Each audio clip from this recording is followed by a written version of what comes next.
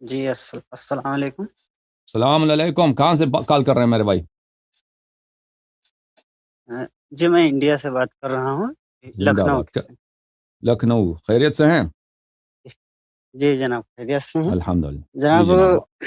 میں آپ سے کچھ سوال کرنا چاہتا ہوں۔ جی پچھلی جناب۔ بار ہمارے ابو نے بات کیا تھا تو کیا ہوا تھا، وہ کال کٹ گیا تھا نیٹ ورک کی پرابلم کی وجہ سے۔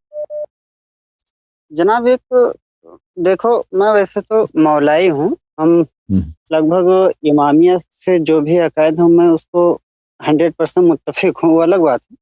لیکن ایک سوال یہ ہے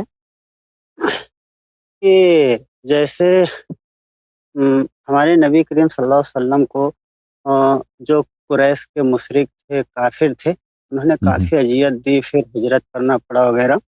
اور اس کے ساتھ ساتھ ہم دیکھتے ہیں یہودیوں نے بھی بعد میں جنگ کی۔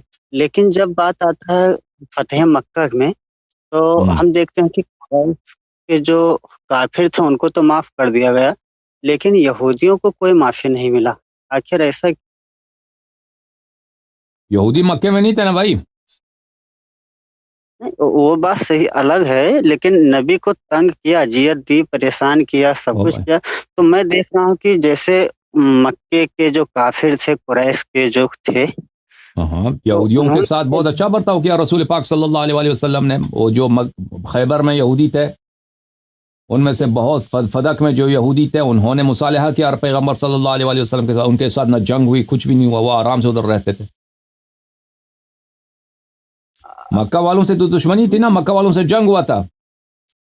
پھر مکہ جب فتح ہوا تو پیغمبر صلی اللہ علیہ وسلم نے ان کو اپنی بزرگی سے معاف کر دیا، فرمایا تم الطلقاء لا تثریب علیکم اليوم۔ ہاں، یہودیوں کے ساتھ تو کوئی جنگ تو نہیں کیا تھا پیغمبر صلی اللہ علیہ وسلم نے، یہودیوں نے خود جنگ شروع کیا تھا نا۔ جو غزوہ احزاب کے وقت یہودی جو تھے وہ مکہ والے لشکر لے کے آئے تھے، سب قبائل کا لشکر، 10,000 کا لشکر کے سب مسلمانوں کا ہم نے قصہ تمام کرنا ہے، صفایا کرنا ہے، سب کو قتل کرنا ہے۔ تو یہودی جو تھے اس وقت حلیف تھے مسلمانوں کے، یعنی آپس میں پیکٹ تھا، آپس میں معاہدہ تھا کہ ہم ایک دوسرے پہ حملہ نہیں کریں گے۔ تو یہودیوں نے وہ معاہدہ توڑ دیا اور وہ مل گئے ابو سفیان کے ساتھ، قریش کے ساتھ۔ تو پیغمبر نے صلی اللہ علیہ وسلم نے ان کے ساتھ تو کوئی جنگ تو شروع نہیں کیا تھا، خود یہودیوں نے جنگ شروع کیا۔ پھر ان کو سب عرب کو بے علاوہ یہود احزاب میں میرے مولا کے ایک وار سے ان کو سب کو شکست ہو گئی، ٹھیک ہے نا۔ بھلے، اور اللہ نے سورہ احزاب میں فرمایا کف اللہ المؤمنین القتال، اور روایات میں ہیں، فریقین کے روایات میں، کہ اس قراءت میں یہ بھی تھا بعلی سلام اللہ علیہ، کہ امیر المؤمنین علیہ السلام کے صدقے مسلمانوں کو جنگ نہیں کرنی پڑی، صرف ایک ہی وار سے عامر بن داؤد کو جہنم واصل فرمایا۔ پھر وہ کفار کو شکست ہو گئی، کفار سب بھاگ گئے، اتنا بڑا لشکر لے کے آئے تھے۔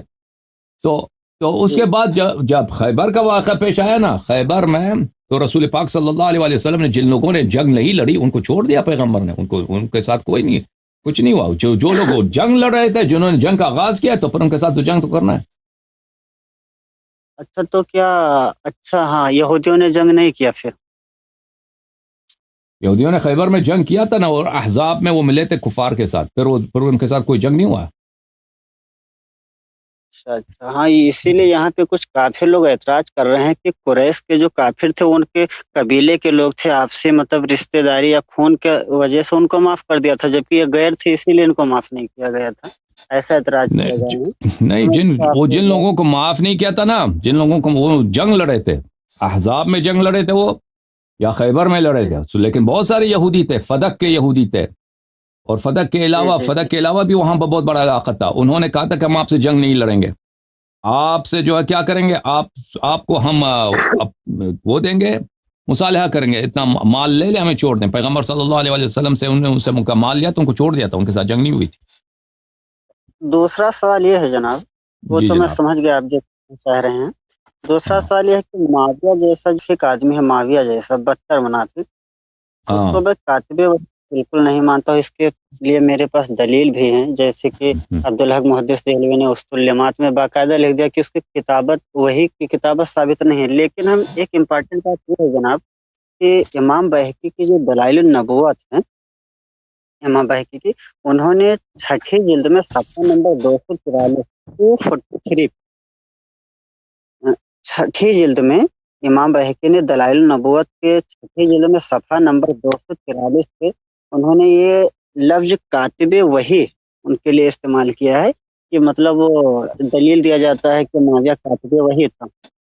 اور ہم دیکھتے ہیں اس میں جو راوی ہیں لگ بھگ سکہ آتے ہیں اس میں، مطلب کسی نے تخریج نہیں کیا ہے وہاں وہ بیہقی ہمارے نزدیک خود وہ نہ وہ بیہقی ثقہ ہے ہمارے پاس، وہ نہ اس کے روات ہمارے پاس ثقہ ہیں، اس کا کیا بات کر رہے ہیں. لیکن اہل سنت پہ تو حجت ہے نا.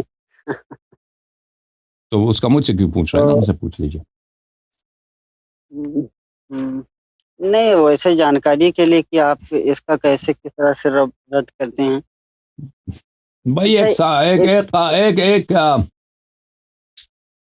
ایک کاتب وحی تھا، ابن ابی سرح تھا نا.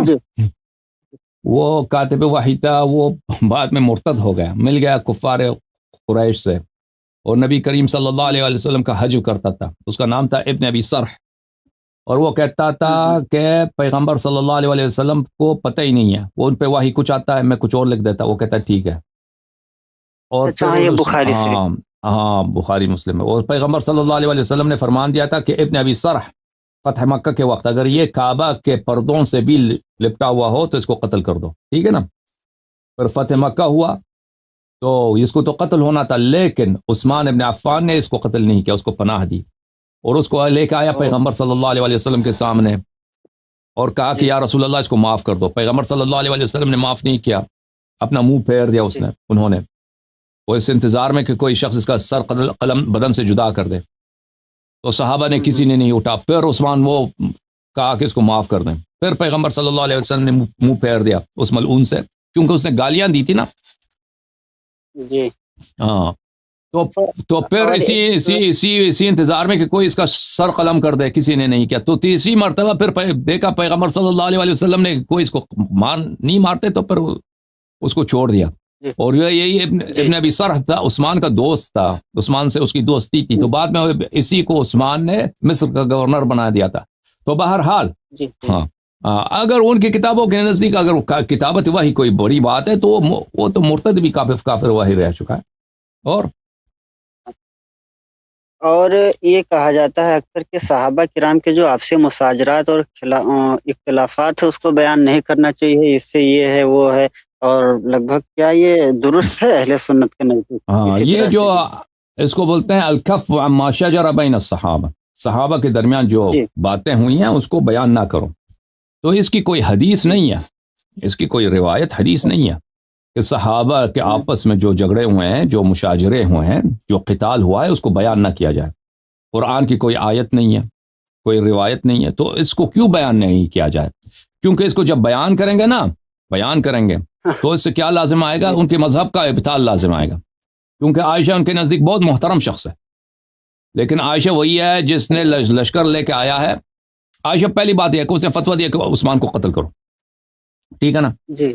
تو عثمان ایک بڑی شخصیت ہے ان کے نزدیک، عائشہ بھی ایک بڑی شخصیت ہے. عثمان کو اگر عائشہ نے فتویٰ دیا کہ عثمان کو قتل کرو ٹھیک ہے نا، تو پھر ان میں ایک گڑبڑ ہے، یا تو وہ صحیح ہے یا یہ صحیح ہے، دونوں صحیح نہیں ہو سکتے. پھر عائشہ لشکر لے کے آئی ہے، خود فتویٰ دیا کہ عثمان کو قتل کرو، پھر عثمان قتل ہوا ہے، پھر لشکر لے کے آئی ہے ایک مظلوم شخص سے لڑنے کے لیے، امیر المؤمنین علیہ السلام سے لڑنے کے لیے. وہ عثمان کے قتل سے بری ہیں، بے گناہ ہیں.